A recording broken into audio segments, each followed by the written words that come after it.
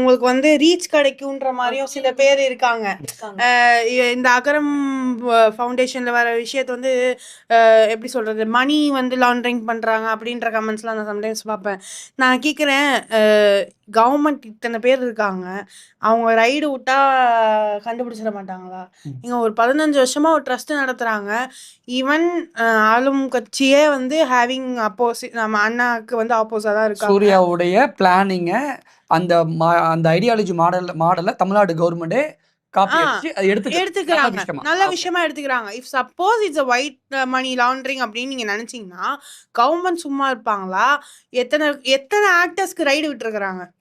அப்போ இது விட்டா காட்ல இது வந்து ஒரு நல்ல விஷயம் பண்றவங்க எதுக்குடா இந்த மனுஷனை போய் திட்டுறாங்க?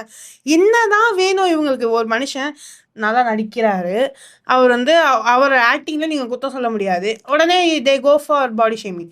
அவர் வந்து நல்ல விஷயம் செய்யறாரு, உடனே யூ கோ ஃபார் அவர் வந்து மணி லாண்ட்ரிங் பண்றாங்க. இந்த மாதிரி நீங்க குத்தம் கண்டுபிடிச்சு நீங்க என்னதான் செஞ்சீங்க? நீங்க 4 பேருக்கு நல்லது செய்யலாம் இந்த குத்தம் கண்டுபிடிக்கிற டைம்ல.